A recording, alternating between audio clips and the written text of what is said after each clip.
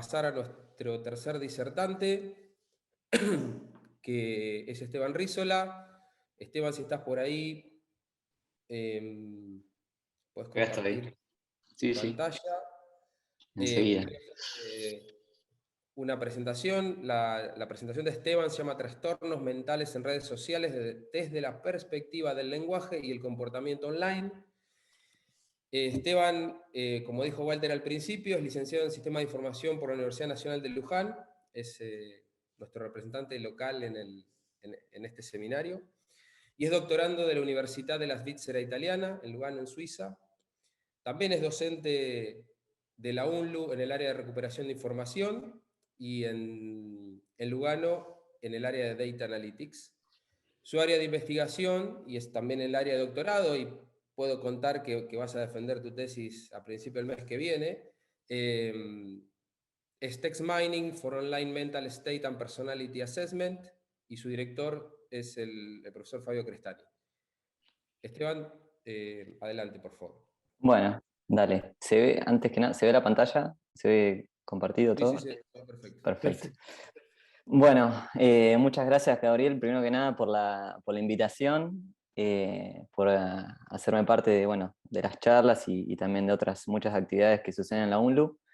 También gracias, Walter, por las palabras al principio. Y bueno, iba a presentarme, pero ya básicamente dijiste todo lo que quería decir. Sí, estoy próximo a concluir mi doctorado. De hecho, defiendo en menos de un mes, el 9 de septiembre. Después, quien esté interesado en participar va a ser online la defensa, así que, bueno, se puede proporcionar el link y demás. Y bueno, lo que quiero contarles hoy en esta charla es una partecita de los temas abordados en mi doctorado. Y voy a hacer una pequeña aclaración.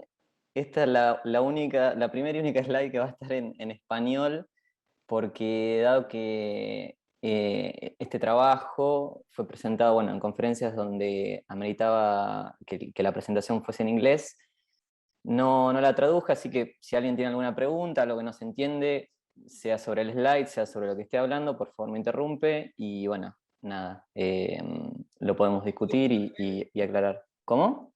¿Yo te puedo interrumpir? Sí, ¿Puede por ser que favor. no tengas la presentación en full screen? La tengo en full screen, pero Bueno, tiene los costados acotados, no digamos, cortados. importa, no importa. Ok. Bueno, para comenzar, bueno, un poco está relacionado mucho con lo que estuvieron hablando las charlas anteriores sobre cómo explotar ciertos patrones del lenguaje, estos patrones latentes que se codifican en el lenguaje que utilizamos cada día para comunicarnos y que, bueno, pueden ser útiles para diversas aplicaciones. Y en este caso en particular, para lo que vamos a utilizar el lenguaje y los patrones que encontramos en él, es para el relevamiento de estados mentales. Y de hecho, la investigación y en el campo de la psicología y la lingüística han demostrado que existen varias señales que pueden extraerse a través del uso del lenguaje que revelan mucho acerca del estado mental de una persona, de la personalidad e incluso de los valores que esa persona tiene. Y esto está dado justamente por estas variables latentes relacionadas a la psicología, al perfil psicológico de cada uno de nosotros, que se codifican en la manera en que nos comunicamos, ya sea en el habla escrita como en el habla oral, bueno, a través del uso de redes sociales. Y en particular nos vamos a concentrar en el relevamiento del estado mental de los individuos en redes sociales. ¿Y por qué? Bueno, una de las cosas de los sucesos que hemos atestiguado durante los últimos años es que las redes sociales han ganado gran popularidad y cada vez más y más y más personas las utilizan para compartir, por ejemplo, eventos de la vida diaria, para compartir logros y también para compartir y dar a conocer sentimientos y estados de ánimo. Esto da una gran oportunidad, ¿no?, para explotar todo este contenido y en este caso particular para eh, poder monitorizar o evaluar a través del uso del lenguaje cómo varía el estado o la condición mental de un individuo y determinar en un cierto punto en el tiempo, es decir, tomar una fotografía y evaluar también cómo esa fotografía evoluciona a través del tiempo para determinar el estado mental, principalmente para saber si existen indicadores o Esteban, indicios de... ¿Sí? Decime. creo que no estás compartiendo la presentación. No sé si Oh, estás ok. compartiendo solo... No se movió la... Gracias por... A ver, probamos... Vamos a hacer una prueba distinta. Gracias, Juan Manuel. Juan Martínez. No, no, de nada. Deme un segundo. Por ahí si hago así, es más fácil. Ahora sí se corre la presentación. Ahora sí. Perfecto. Bueno, gracias por el aviso. Entonces, como comentaba, la idea es utilizar, es extraer estos patrones de lenguaje para determinar el estado mental de los individuos. Y esto puede ser útil para distintas aplicaciones, como por ejemplo puede ser la identificación temprana de desórdenes mentales. Más específicamente de esto van a hablar luego Marcelo y Juan Martín en la siguiente charla, así que dejo eso para después. Y en este caso particular, bueno, además de la condición mental de los individuos, otra cosa que podemos analizar del lenguaje es lo que se conoce como la personalidad. ¿Qué sucede? Mientras la condición mental de los individuos puede fluctuar a través del tiempo, existen un conjunto de patrones que corresponden al modo de pensar, a las emociones, los sentimientos y al comportamiento, que resultan relativamente estables a través del tiempo y los contextos, y que denotan lo que se conoce como personalidad. Estos pueden referirse a las actitudes, a las memorias pasadas, a las relaciones sociales, los hábitos y demás. Y como bien decía hoy, también están codificados en el lenguaje que los seres humanos utilizamos para comunicarnos. Y bueno, esto da también origen a lo que se conoce como el análisis computacional de personalidad, y hoy en día, o en el último tiempo, ha adquirido gran interés, dado que la emergencia, digamos, la creación de plataformas digitales que permiten o que dan lugar a niveles de personalización que antes no habían sido vistos y que no habíamos experimentado. De esta manera podemos plantear dos objetivos. El primero de ellos es desarrollar modelos de minería de texto que son capaces de extraer estados psicológicos a partir del análisis del lenguaje de forma efectiva. Podemos monitorizar la evolución de dichos estados mentales a través del contenido generado por los usuarios en las redes sociales. Determinar con anticipación la variación de dichos estados con el fin de detectar si se está produciendo el inicio de un desorden mental. Asimismo, también es importante no solo ser capaces de detectar si un desorden mental está apareciendo o no, sino también proporcionar conocimiento o nuevos indicadores o indicios de por qué se está sucediendo eso, cuáles son, en este caso particular, desde el punto de vista del lenguaje, cuáles son aquellos indicadores o aquellas características que en la forma de hablar o de comunicarse de las personas que están dando estos indicios acerca de la aparición de un desorden mental. Y principalmente esto está orientado a asistir a los profesionales de la salud mental, para proporcionarles un análisis del individuo más abarcativo, más completo y holístico. Bueno, y desde el otro lado, como decía también, podemos utilizar el lenguaje para analizar la personalidad. También podemos analizar la personalidad en redes sociales, pero en mi caso particular nos concentramos en conversaciones, es decir,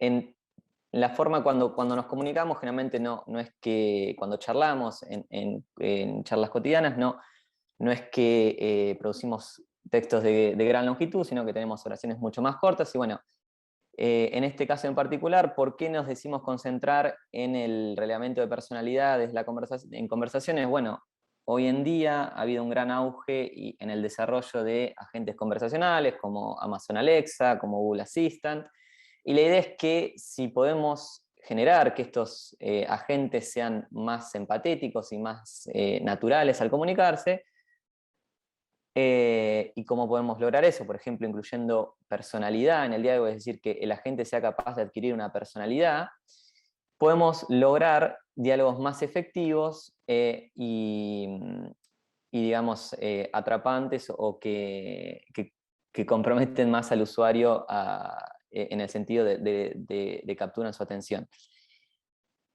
Un poquito lo que quise hacer es presentar los dos grandes temas de los cuales estoy trabajando. Estamos junto con mi director y hay otros colaboradores. Y en particular en esta presentación me voy a dedicar al primero de los objetivos, que es el relevamiento de estados mentales en redes sociales. Después, si alguien está interesado, offline podemos charlar del otro tema o puedo pasarle artículos y demás.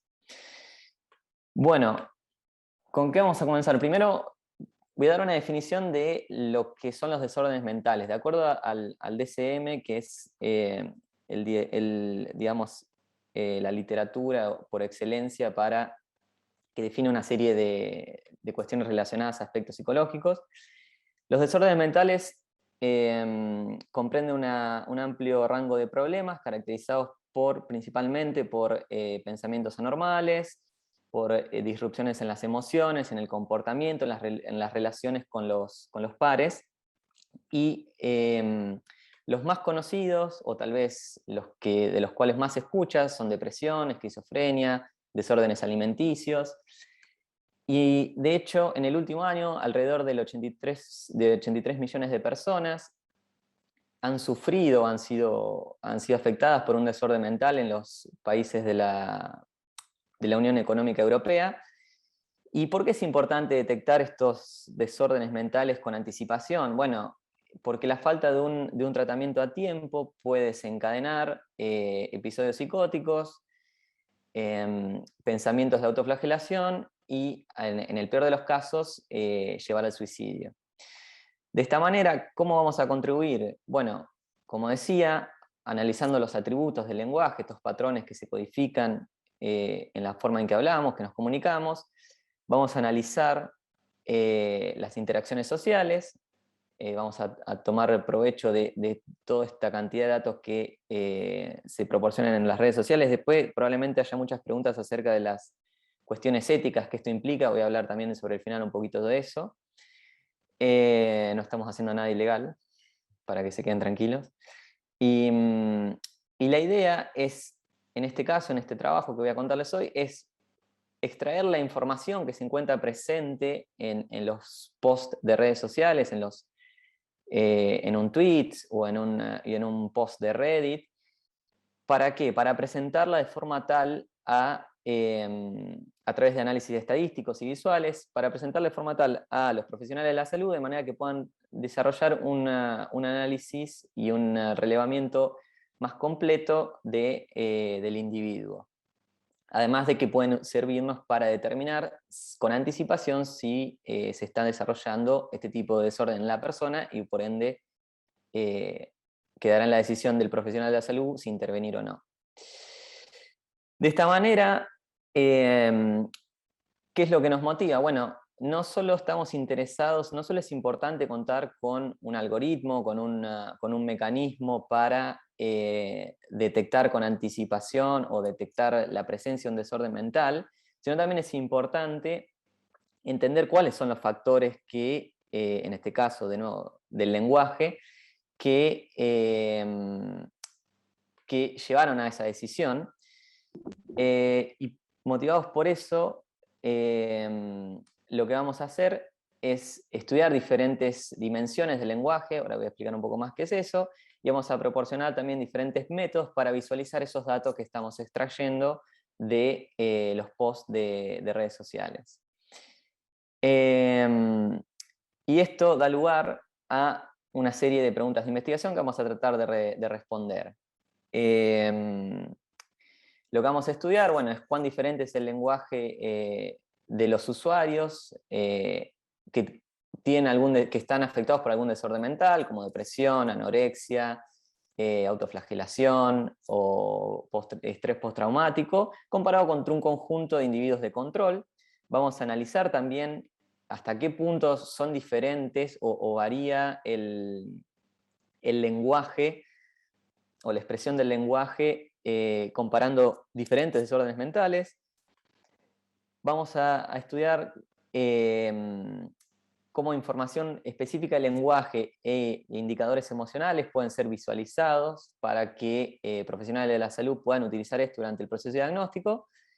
Y por último, vamos a estudiar cuán diferentes es cada una de estas técnicas que estamos proponiendo para analizar los posts de redes sociales en redes sociales de diferentes características, donde los usuarios están restringidos a diferentes limitaciones. Por ejemplo, en Twitter, la longitud máxima de un tweet puede ser 250 o 240 caracteres, mientras que en Reddit no existe un límite de caracteres. Y esto va a determinar mucho en la manera en que los usuarios se van a expresar, principalmente en cómo. Bueno, para esto vamos a utilizar dos colecciones. La primera colección, quiero aclarar que estas colecciones no las recolecté yo, sino que fueron creadas en dos iniciativas, en las cuales se abordan tópicos de esta índole. Y la primera de ellas está creada a partir de Reddit, que Reddit es una red social, como lo es Twitter, aunque la principal diferencia que tiene es que los usuarios no están limitados a un máximo número de caracteres al escribir. Hay otras diferencias en el uso, como el uso de hashtags, el uso de menciones y demás, pero lo importante, tal vez a efectos de explicar la diferencia, es importante quedarse con esto, con la diferencia en temas de la longitud, de la limitación. Y bueno, Twitter, que creo que ya todos los conocen, y como fue también presentado en la presentación anterior. Vamos a contar con dos grupos de usuarios, los casos positivos de un desorden mental, que fueron recolectados utilizando una metodología semiautomática, como por ejemplo buscando frases que digan yo fui diagnosticado con depresión, y luego controlando manualmente que ese tweet o ese post de Reddit estén dando o estén proporcionando algo que sea genuino y no una ironía, por ejemplo. Y los casos de control, que van a ser aquellos que van a representar de alguna manera la población general, es decir, aquella que no está afectada por algún desorden mental, van a ser sampleados de forma aleatoria en cada una de las plataformas. Y algo importante de estas colecciones, que no sucede mucho en este área, es que están disponibles públicamente para cualquier investigador que las solicite. Bueno, les presento algunas características de estas colecciones. Tenemos la cantidad de individuos participantes en la colección. Lo que quiero decir, algo que no dije es que lo que estamos extrayendo es de cada usuario un conjunto de posts. En el caso de Reddit son posts de Reddit, en el caso de Twitter son tweets. Y bueno, lo que estamos viendo acá es la cantidad total de documentos que tenemos para los diferentes desórdenes mentales estudiados en Reddit. Tenemos depresión, anorexia y autoflagelación. Y algo interesante que ya podemos ver, por ejemplo, que ya va denotando una diferencia, es en la cantidad promedio de documentos que tenemos por usuario. Vemos, por ejemplo, que los usuarios que tienen depresión, como aquellos que tienen también anorexia o que padecen de autoflagelación, producen una cantidad de documentos menores, es decir, de post, en promedio, respecto de los usuarios de control. También otra característica que ya podemos empezar a ver es la longitud, es decir, la cantidad de palabras que componen en promedio cada uno de esos posts. Y como podemos ver, los usuarios positivos tienden a escribir posts más largos, siendo aquellos que padecen de anorexia los que escriben posts de mayor longitud. En el caso de Twitter, vamos a también a ver lo mismo, digamos, los mismos descriptores, solo que en este caso es mucho más difícil ver, o es casi imperceptible, notar diferencias en estas dos mismas variables, ¿no? En la proporción promedio de documentos por sujeto, por usuario, lo mismo que en la cantidad de palabras por documentos. Esto un poco más adelante voy a explicar o dar motivos por los cuales puede estarse dando esto. Bueno, dije que íbamos a estudiar diferentes dimensiones del lenguaje. Vamos a empezar con la unicidad del vocabulario. ¿Y qué es lo que vamos a hacer? Bueno, vamos a estudiar la similitud y la diferencia entre el conjunto único de palabras que conforma el vocabulario de cada una de las clases. En este caso, una clase puede ser depresión, individuos que sufren depresión, contra la clase de control. ¿Por qué queremos hacer esto? Bueno, la idea es ver si existe un vocabulario común, en principio, entre las clases, y si después existen palabras o conjuntos de palabras que son utilizados específicamente por una clase y no por la otra. Es decir, por ejemplo, individuos que padecen de anorexia utilizan un conjunto de palabras que los individuos de control no usan. ¿Cómo vamos a hacer esto? Bueno, dado que tenemos conjuntos de palabras, vamos a analizar vamos a utilizar el índice de Jacquard para estudiar la intersección, el tamaño relativo de la intersección. Simplemente lo importante a quedarse con esto es que es un indicador que nos va a contar cuán símiles, cuánto iguales son dos conjuntos, y si ese índice, ese numerito está cercano a 0, quiere decir que los sets son completamente distintos, y si está cercano a 1, quiere decir que se intersectan, es decir, que tienen muchos elementos en común. Bueno, lo que les voy a mostrar ahora es el resultado en el caso de Reddit, de estudiar esta variable. Algo interesante a ver acá es que, bueno, les estoy mostrando también el número único de palabras y el tamaño del vocabulario, del conjunto de palabras que compone el vocabulario de los usuarios que padecen de depresión, de anorexia, de autoflagelación. Y en cada instancia estamos comparando cada uno de estos sets de palabras contra los respectivos usuarios de control. Y algo que se ve es que aquellos usuarios que en Reddit que padecen de depresión y anorexia se asemejan mucho al grupo de control. De hecho, hay un 60% para el caso de depresión, un 65% de similitud de acuerdo a lo que medimos con el índice de Jacquard, siendo aquellos que padecen de autoflagelación los que utilizan un set de palabras mucho más o más diverso comparado con los de control. Y algo interesante es que cuando les hablaba de términos únicos que son utilizados por usuarios de una clase y no por la otra, en el caso de los usuarios que padecen depresión, tenemos palabras como trazodone, que es una droga que se utiliza para tratar depresión, que los usuarios de control no usan. Y en el caso de anorexia, por ejemplo, tenemos el caso de anorexics o de personalización, que también es un trastorno en el cual uno ve su propia imagen como perturbada, digamos. Y bueno, esto lo que nos permite ya es ver que existen diferencias en cuanto a las palabras que utilizan cada uno de estos usuarios. Vamos a repetir el mismo análisis en Twitter.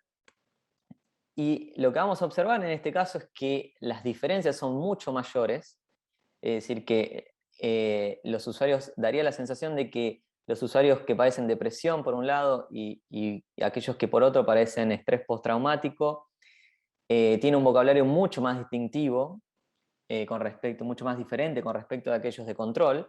Pero algo importante a tener en cuenta acá es que plataformas de microblogging como Twitter, en los cuales hay una limitación en los caracteres, tiene una naturaleza mucho más informal, y esto puede influenciar mucho cómo se expresan los usuarios, es decir, pueden utilizar abreviaciones, bueno, el uso de menciones, de hashtags, también de slangs y de palabras mal escritas, que hacen que veamos por ahí que esta diferencia sea mucho más abultada. De hecho, se ha estudiado, y esto lo hemos estudiado con Gabriel, fue mi tema de tesis de licenciatura, que el tamaño del vocabulario, que el vocabulario crece aproximadamente de forma lineal en plataformas como Twitter, es decir, en la medida que agrego nuevos documentos y nuevos posts y voy determinando cuáles son las palabras nuevas, continuamente tengo nuevas palabras que se insertan en este vocabulario, lo que usualmente no es el caso. Y bueno, esto puede estar influenciando este análisis, por ende es importante tener esto en cuenta. Bueno, otra variable que vamos a utilizar es la utilización de las palabras, y en particular vamos a analizar la probabilidad de utilizar ciertas palabras o de que una clase utilice ciertas palabras más que otras. Para eso nos vamos a valer de lo que se conocen como modelos del lenguaje, que básicamente nos va a proporcionar una distribución de probabilidad, en la cual nos va a decir la probabilidad de utilizar una palabra o la probabilidad que existe en esa colección de utilizar esa palabra. Lo vamos a computar, en este caso vamos a utilizar unigramas, es decir, palabras, una sola palabra, y lo vamos a computar básicamente a partir de la frecuencia que tienen las palabras en esa colección, de acuerdo a la cantidad de documentos en las cuales esa palabra aparece. Y para eso vamos a comparar visualmente los modelos de lenguaje que obtuvimos, es decir, estas distribuciones de probabilidad, y vamos a medir utilizando una métrica que es la divergencia de Kullback-Leibler, que nos va a determinar cuánto difieren numéricamente estas distribuciones. Bueno, como decía, lo importante quedarse acá es que vamos a obtener una distribución de probabilidad y que, bueno, necesitamos usar cierto suavizado porque pueden existir palabras, como vimos en el caso anterior, que un grupo utiliza mientras que el otro no. Por ende, debemos utilizar diferentes técnicas para lidiar con esto. Si alguien está interesado, después puede hacer alguna pregunta o se puede discutir offline, no hay ningún problema. Y nos vamos a valer, aparte de los análisis visuales, de la divergencia de Kullback-Leibler.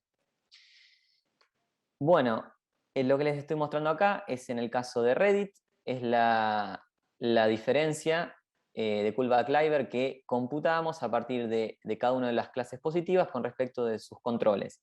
Algo importante acá es que la diferencia de Kullback-Leibler tiene un límite inferior, es decir, hay una cota inferior que es 0, que implicaría que las distribuciones son completamente iguales, pero no tenemos una cota superior. Por ende, lo que estamos usando es comparar los distintos grupos de control y ver cuánto divergen entre ellos y utilizarlo como una referencia para contrastarlo contra los grupos positivos, cuando comparamos un grupo positivo contra uno de control.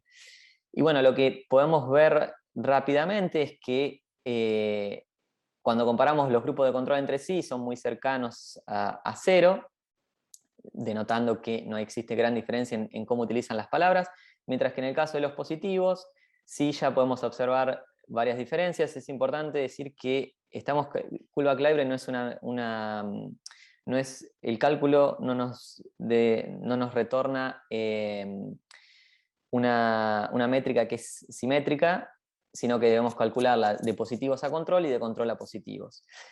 En ambos casos observamos diferencias y lo que estamos viendo en estos gráficos es visualmente cómo se ven esas distribuciones y, bueno, qué diferencias existen entre ellas.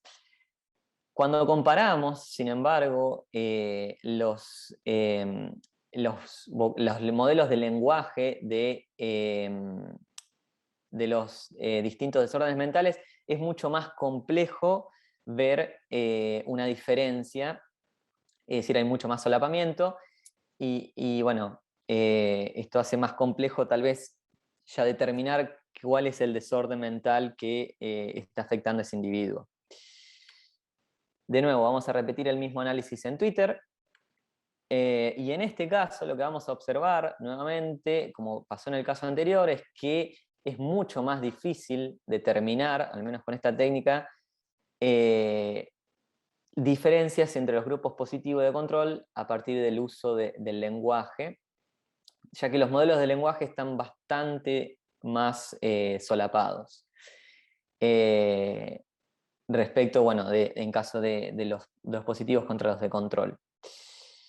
Nuevamente, esto puede ser un resultado de las limitaciones a las cuales están sujetos los usuarios en plataformas como Twitter, como puede ser el límite de caracteres y bueno, la utilización de otros tipos de ¿cómo se dice?, de formas de escribir, como el uso de hashtag, menciones, etc. Bueno, otra variable que vamos a estudiar son los atributos psicométricos y el estilo lingüístico. Para eso nos vamos a basar de las palabras funcionales y ciertas palabras específicas de tópicos, pertenecientes a tópicos específicos.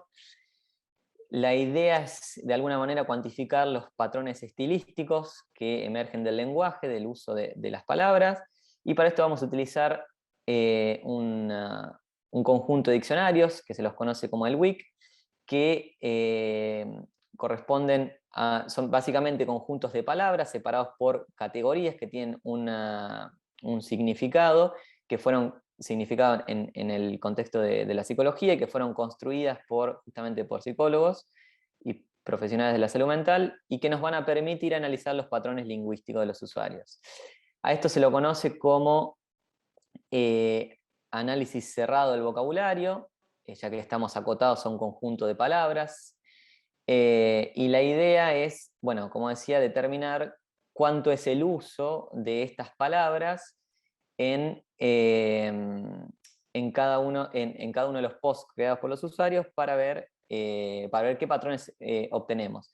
¿Cómo vamos a hacer esto? Vamos a contabilizar la proporción de documentos, es decir, de posts, en los cuales encontramos al menos una ocurrencia de una de las palabras pertenecientes al diccionario y a una categoría en particular.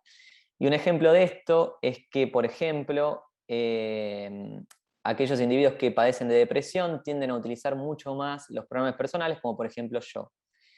¿Y por qué es importante mantener lo que se conoce como palabras vacías en este contexto, conformadas por pronombres, artículos, preposiciones? Bueno, porque forman parte de este conjunto de palabras funcionales, las cuales, si bien contribuyen mucho más a la sintaxis que al contenido del texto, denotan mucho acerca del estado emocional de las personas, de la forma de pensar y de cómo se relacionan con otros individuos. Bueno, acá estamos viendo el resultado de este análisis. Lo que vemos en el eje de las X son distintas categorías. Algunas son bastante autoexplicativas: adverbios, conjunciones, pronombres impersonales, el uso de la palabra yo, nosotros, el ellos, bueno, y varias otras categorías. El asterisco lo que está denotando es, lo que indica es significancia estadística entre el grupo positivo y el grupo de control. Y lo que ya rápidamente podemos ver es que hay diferencias en el uso de estas palabras respecto de usuarios positivos con los usuarios de control, aunque no podemos encontrar diferencias significativas entre los distintos grupos positivos. Y algo interesante respecto a esto último es cuando analizamos ciertas categorías que están específicamente relacionadas a tópicos de los cuales individuos que padecen de anorexia pueden estar hablando, como son categorías en las cuales encontramos palabras relacionadas a procesos biológicos y con respecto al cuerpo, a la salud, a cuestiones sexuales, a la ingestión de alimentos y demás. Y en este caso sí podemos ver diferencias significativas entre grupos positivos, y eso está indicado por el simbolito que parece un piquito para arriba, que no me acuerdo en este momento cómo se llama, acento grave creo que era, o circunflejo. Ahí está, circunflejo, y bueno, podemos ver diferencias significativas. De vuelta, vamos a repetir el mismo análisis en Twitter. Y otra vez, si bien existen diferencias significativas entre usuarios positivos, es decir, que padecen algún desorden mental, de aquellos estudiados en este caso, con respecto de aquellos de control, sí, las diferencias que observamos son mucho menores en Twitter comparadas con Reddit. Y aún así, también en este caso, podemos ver en el gráfico que está más abajo, que existen también, si bien es más complejo, pero existen diferencias significativas en términos de los dos desórdenes estudiados en este caso, que son depresión y estrés postraumático. Bueno, El último indicador del lenguaje que vamos a estudiar es la expresión emocional. Y básicamente, ¿cuál es nuestra hipótesis? Bueno, vamos a estudiar cómo individuos que sufren de algún desorden mental se expresan emocionalmente a través de sus posts. ¿Por qué vamos a hacer esto? Bueno, las emociones, o sea, las palabras que utilizamos comunican mucho acerca de nuestras emociones, nuestros sentimientos y nuestras actitudes. Y para hacer esto vamos a utilizar lo que se conoce como diccionarios de emociones, en los cuales son diccionarios específicamente diseñados, en los cuales existen palabras que nos van a indicar qué emoción esa palabra está evocando.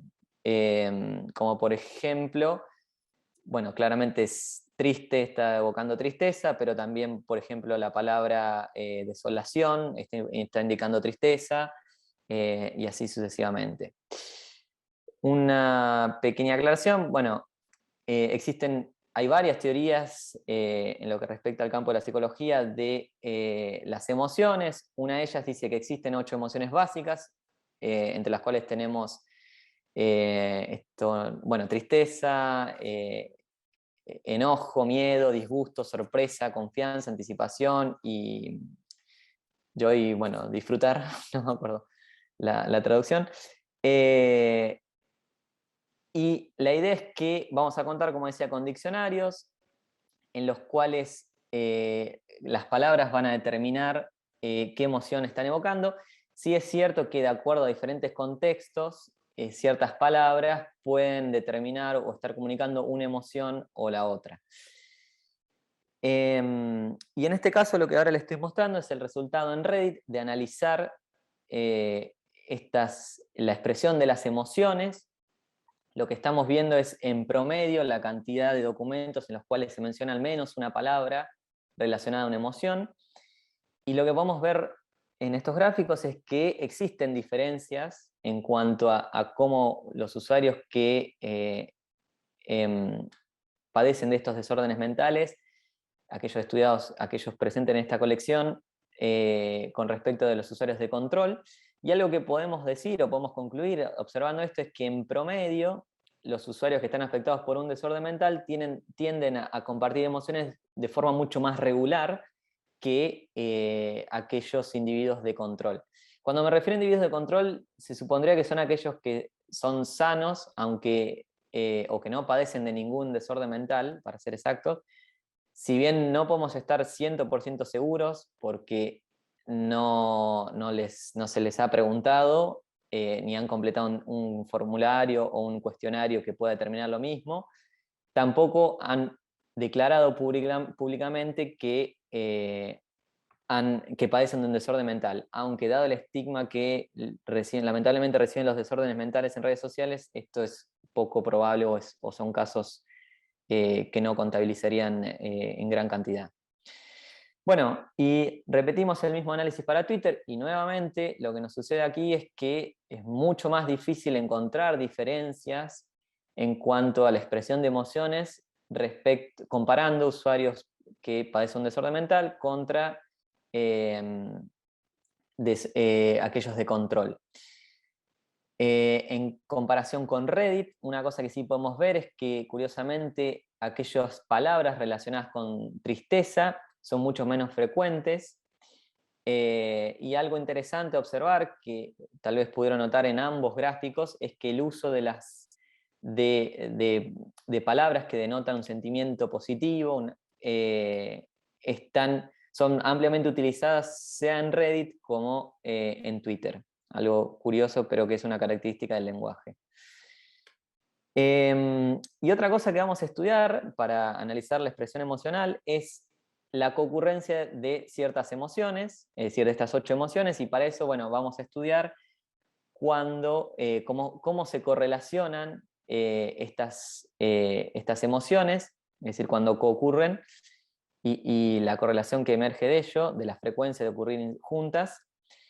Y, por ejemplo, esto nos revela patrones que en el caso de Reddit, y este caso es individuos que padecen de autoflagelación, que cuando ciertos individuos, por ejemplo, utilizan palabras que expresan emoción negativa junto con palabras que expresan sorpresa,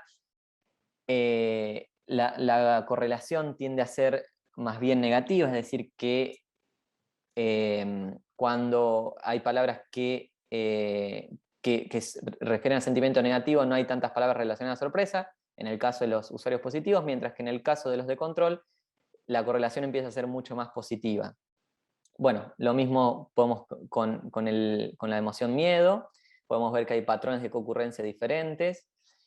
Y cuando repetimos este análisis en Twitter, en este caso les estoy mostrando, por una cuestión de no sobrecargar con muchos gráficos, solo el caso de estrés postraumático, también podemos observar que existen diferentes patrones en cuanto a la utilización de emociones en los posts y a la expresión de estas emociones juntas.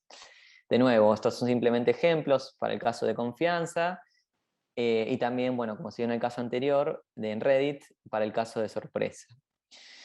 Bueno, un poco resumiendo, lo que les he contado en esta presentación es los resultados de este análisis que hemos realizado contrastando individuos que padecen desórdenes mentales contra aquellos de control a través del análisis del lenguaje en post de redes sociales. Hemos descubierto, bueno, que sea la actividad, como el vocabulario, como atributos psicométricos e indicadores emocionales, presentan diferencias en cuanto a individuos que padecen algún desorden mental contra aquellos de control, y hemos analizado también y comparado dos plataformas, dos redes sociales de características bastante diferentes. Y bueno, muchas de estas cosas que hemos encontrado pueden ser de gran utilidad para el desarrollo de sistemas de diagnóstico, y también y principalmente para asistir a profesionales de la salud para determinar la presencia de un desorden mental o no a partir de análisis de redes sociales. Como trabajo futuro, bueno, lo que nos proponemos hacer es encontrar la manera de utilizar esta información para mejorar sistemas predictivos, es decir, que puedan determinar si un individuo padece de un desorden mental o no, como así también sería interesante combinarlo con otras modalidades. En este caso solamente utilizamos el texto, pero algo muy interesante sería, por ejemplo, combinarlo con imágenes, con video. Hay muchas redes sociales hoy en día como Instagram, como TikTok y bueno, muchas otras en las cuales se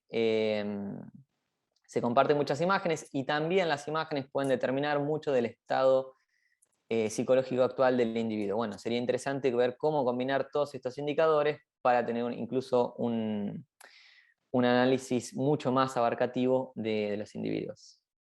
Y una pequeña nota antes de concluir, como les decía, probablemente surgen muchas dudas respecto de las cuestiones éticas de este tipo de trabajos. Bueno,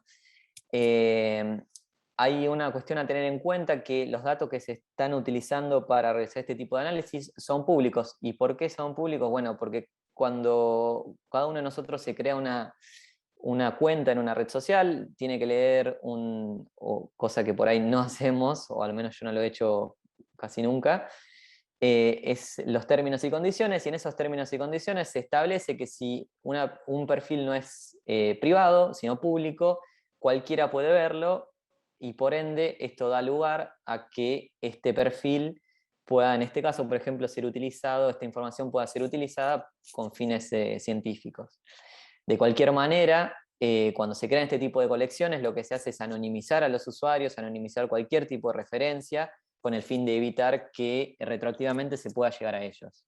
Este tipo de cosas sí se hacen, pero esa información es pública. Así que presten más atención cuando lean los términos y condiciones del uso de redes sociales. En nuestro caso, bueno, por supuesto que siempre hemos tenido en cuenta este tipo de cosas, hemos tomado las precauciones necesarias y hemos también solicitado las autorizaciones necesarias a los comités de éticas y demás para la realización de este tipo de estudios.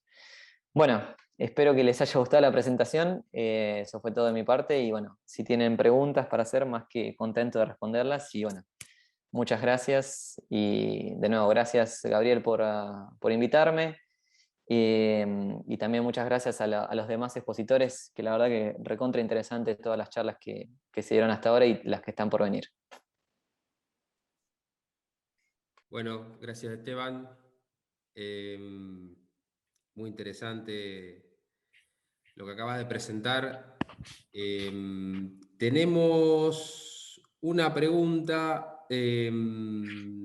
¿Podés aclarar un poquito cómo funciona Reddit? Hay una pregunta de Nicolás, para que quede claro la diferencia entre Reddit y Twitter, quizá, ¿no? Más allá de la cantidad de caracteres, porque por ahí no es una red social que consumamos tanto como Twitter, quizá.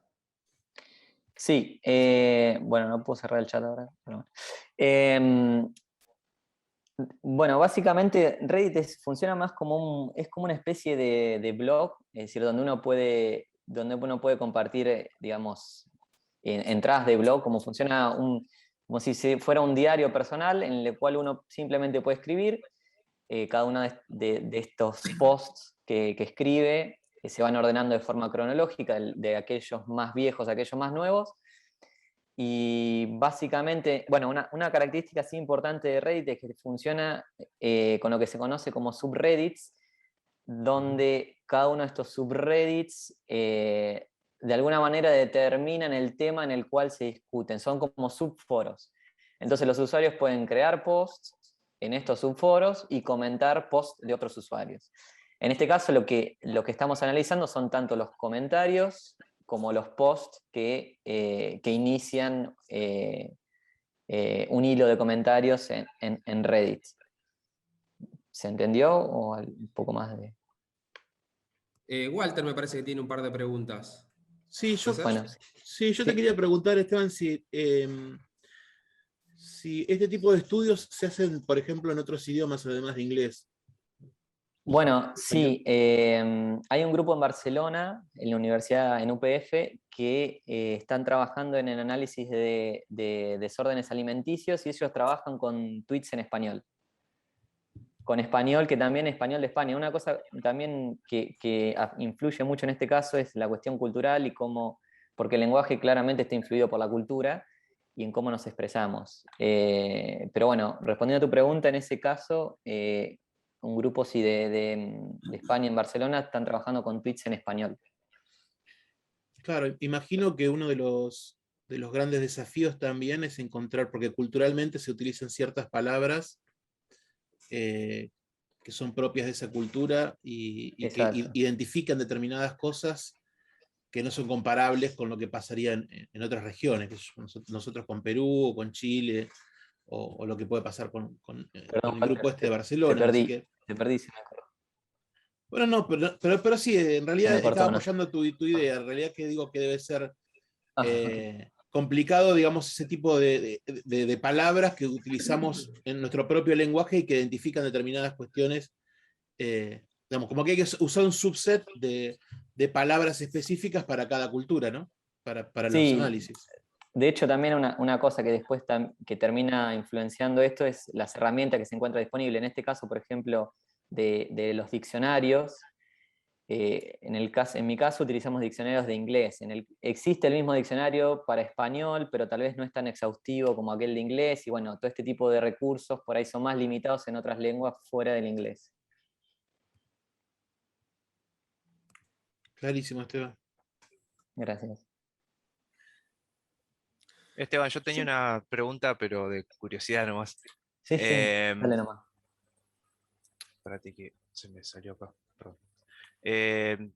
No sé si tiene sentido desde el punto de vista del volumen de datos, pero si hay estudios que usen, por ejemplo, la historia clínica, en vez de pescar gente de las redes, sino, bueno, decir esta persona tiene un problema, o esta persona no, sería el control, y seguir su evolución en las redes. No sé si ese tipo de estudios hay, si tiene sentido, por ejemplo, como para detectar a lo mejor un indicio de una persona que está por desarrollar alguna patología que todavía no es tan explícita como puso textualmente, me diagnosticaron depresión. Bien, gracias por la pregunta, está muy buena. También muy buena tu charla. Bueno, No, existen las dos cosas, pero por separado, es decir, que se estudia en el contexto clínico, es decir, cuando se les solicita a los pacientes escribir, por ejemplo, qué es lo que sienten o cualquier cosa que les venga a la mente, pero no una combinación de las dos cosas hasta el momento o no que yo haya visto. Por ende, no he visto artículos que combinen las dos cosas. También es cierto que, de hecho sería muy interesante, pero los contextos son bastante diferentes, porque también otra cosa que influye es que de acuerdo a donde nosotros estamos comunicándonos es cómo nos vamos a expresar. Es decir, por redes sociales tal vez nos expresamos de una manera específica, que tal vez en la consulta con un profesional no es así, lo mismo que tal vez en casa nos expresamos de otra manera que en las redes sociales no. Y bueno, todo esto también creo que son todos diferentes perfiles que se pueden obtener del mismo individuo y bueno, que se podrían complementar definitivamente. También es cierto que mucho de esto a veces está limitado por las cuestiones éticas y que no tan simplemente si un paciente, si existe una persona que está siendo tratada por un psicólogo, tampoco es tan simple ir y hacer un crawling, digamos, recuperar todos los datos de su red social. Hay que pedirle el consentimiento a la persona. No, ahí sí necesitas todo el estudio Exactamente, ético bastante complejo. exacto. Y es bastante complejo, bastante complejo. Pero bueno, no es imposible, es tedioso. Sí. No, y lo otro que te quería comentar, que me pareció re interesante en general, Sí, y un montón de, me salen preguntas así, pero que se van por las ramas. Me parece muy bueno lo de incorporar a lo mejor ese tipo de metadatos que podrían ser imágenes o podría ser, no sé, a lo mejor de dónde tuiteó una persona. No sé, me acuerdo de haber visto un trabajo, por ejemplo, que usaban señales de GPS, que bueno, ahí sí sí, necesitas estudio de ética, que se notaba muy bien, por ejemplo, una persona que tenía bipolaridad, porque bueno, es muy claro cuando se mueve mucho, cuando se mueve poco, y eso se puede estudiar, incluso puede ser información útil para el médico, para arreglar la medicación, porque a veces de una sola entrevista cada 15 días no tenés la información para sacar todo lo que podría sacar durante la vida de la persona, ¿no? sí, exacto. Entonces, capaz que los metadatos a lo mejor de dónde tuiteó o las imágenes, que bueno, ahí también rosa el tema de la ironía, ¿no? Por ejemplo, si sube un meme, anda a determinar si realmente lo subió porque estaba deprimida o se está riendo de eso, es como re difícil, pero es un lindo Sí, desafío, ¿no? sí, sí, sí. Sí, de hecho, bueno, ese estudio que comentás, que capaz que es el mismo que yo tengo en mente, que es de la gente o de una gente de Londres, justamente hacen eso, analizar los patrones de movimiento para determinar la presencia de depresión. Yo creo que cuanto más indicadores, cuanto más señales uno agrega sobre la persona, mucho más completo y más preciso puede ser ese estudio, ese relevamiento del estado mental del individuo. Y respecto de esto que decías del meme, también es cierto que uno debe estudiar cuán consistentes son ciertos patrones en el tiempo, digamos, si esa persona continuamente está, obviamente que los falsos positivos siempre pueden existir, pero si esa persona continuamente está tuiteando algo que denota de alguna manera su estado anímico en ese momento, muy probablemente esté hablando de ella misma y no tanto de forma irónica, al menos me parece. Sí, yo creo que un poco la ironía también es una expresión, termina siendo... O De sea, si hecho, uno sí. termina haciendo demasiada broma sobre algo es porque probablemente algo está pasando. Sí, exacto, exacto. Bueno, estimados, muy interesante la charla. Yo tengo un par de preguntas y no las voy a hacer. ¿Puedo meter una, dos, Gabriel? No sé si se me Sí, por escucha. supuesto, por supuesto. Una chiquitita, muy buena la charla, la verdad, Esteban. Yo te quería preguntar si Gracias. habían analizado lo de los emojis o analizado el uso de emojis y eso tiene alguna relevancia o no con respecto a, bueno, depresión o anorexia. Sí, sí, de hecho no lo puedo incluir para no hacer la charla tan larga, Me imagino. pero sí, analizamos de hecho justamente toda una parte de comportamiento que son los emojis, el uso de hashtag, el uso de menciones, y de hecho sí, encontramos, en Reddit claramente todo esto no se utiliza tanto, el hecho de que un usuario se puede explayar mucho más, determina mucho esto, es decir, en comparado con Twitter, los usuarios de Twitter utilizan mucho más emojis, porque claramente son menos caracteres para expresar una idea. Y de hecho sí se ven diferencias significativas en cuanto a los usuarios que padecen un desorden mental de aquellos de control. Sí. Perfecto. No, sí. No, y Gracias, después te gracias iba por a la preguntar pregunta. algo de si habían trabajado, vi que trabajaron con el uso de la primera persona singular y si habían trabajado Sí. también con bigramas de palabras para decir, no sé, esto estoy, o concatenar No, estas palabras para ver si, sí. pensé que con todo el trabajo que han hecho eso, una más a la pila, Sí, de no da hecho tiempo. es algo, no, de hecho está buenísimo el comentario, es algo que sí, que nos queda pendiente, que es justamente eso, ¿no? Analizar, nos quedan pendientes dos cosas que estarían muy interesantes agregar. Una es esto de el mismo análisis del vocabulario, de modelo de lenguaje, a bigramas y trigramas, incluso a cuatrigramas, para ver qué se encuentra. Eso sería, pues probablemente muchos patrones van a aparecer. Y también la incorporación, obviamente, de word embeddings, es decir, de incorporar un poco de cuestiones semánticas de las palabras y del uso de esas palabras respecto de las clases. Pero bueno, pasa que si uno sigue agregando se hace cada vez más grande, entonces, Sí, bueno, a veces tiene que limitar un poco en hay algunos que saber aspectos. cortar. Exacto, exacto. Perfecto. Gracias. Gracias.